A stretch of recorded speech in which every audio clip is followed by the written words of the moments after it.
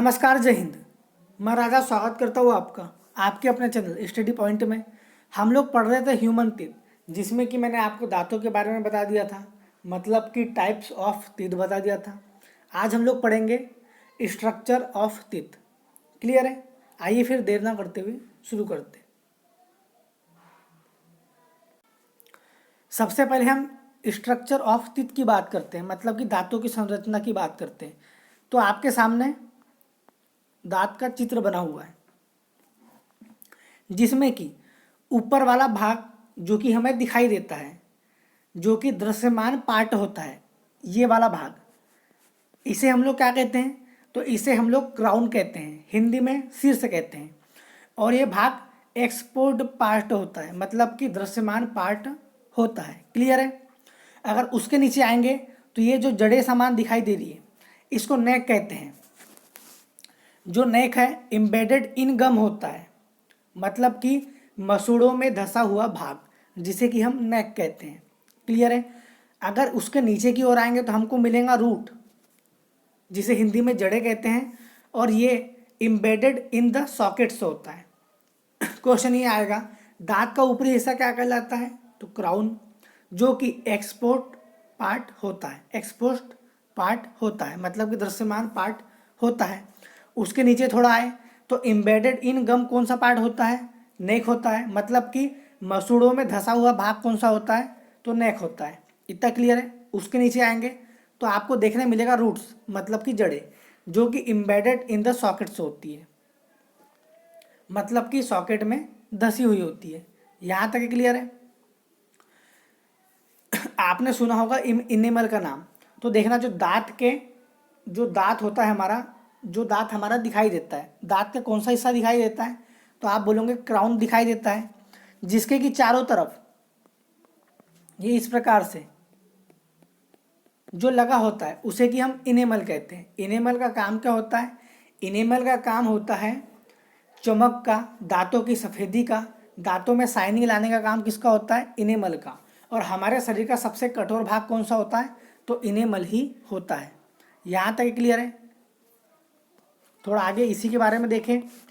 अगर हम लोग क्राउन की बात करेंगे, सबसे ऊपर वाला भाग मैंने बताया था आपको क्राउन होता है। जो भाग हमें दिखाई देता है उसे क्राउन कहते हैं। इसे दृश्यमान या एक्सपोस्ट भाग भी कहते हैं।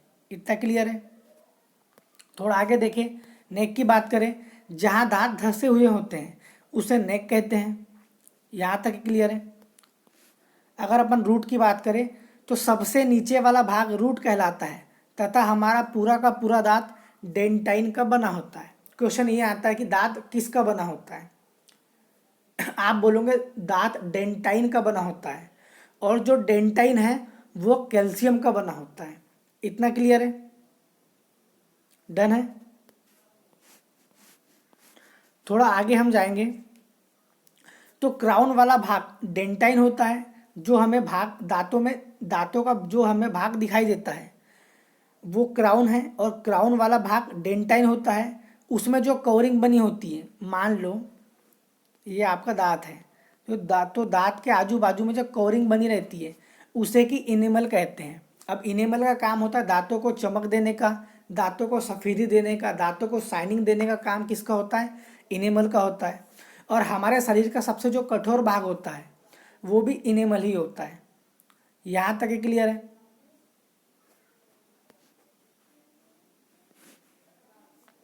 क्लियर है?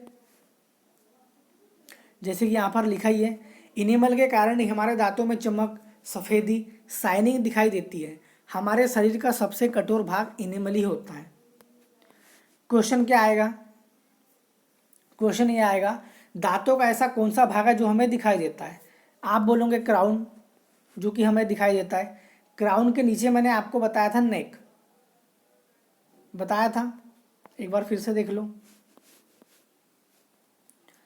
क्राउन के नीचे मैंने आपको बताया था नेक, जो कि एम्बेडेड इन गम होता है, मतलब कि मसूड़ों में धंसा हुआ भाग होता है। क्वेश्चन ये आएगा, मसूड़ों में धंसा हुआ भाग या फिर एम्बेडेड इन गम दांतों में कौन सा भाग होता है? आप बोलोगे नेक होता है।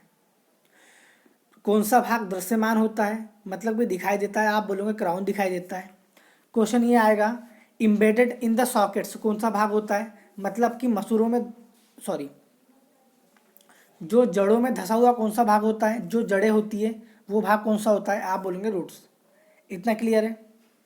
क्वेश्चन ये आएगा, जो हमारा दांत किसका बना होता है, आप बोलोगे डेंटाइन का बना हुआ होता है। अब कैल्शियम आंसर नहीं आएगा, क्योंकि ध्यान देना, जो डेंटाइन वर्ड है, ये जो मैंने अगर दांत की बात करूं तो ये जो मैंने क्राउन की बात किया था, ये सारा का सारा क्राउन वाला जो भाग रहता है वो डेंटाइन का बना रहता है। और जो डेंटिस्ट वर्ड आया ना, वो डेंटाइन से ही निकल के आ रहा है। डेंटिस्ट मतलब क्या होता है, दांतों को जानने वाला डेंटिस्ट कहलाता है, मतलब दांतों के बारे में जानकार आदमी डेंटिस्ट कहलाता है। और वो जो डेंटिस्ट वर्ड है वो डेंटाइन से ही निकल कर आया है। यहाँ तक ये क्लियर है।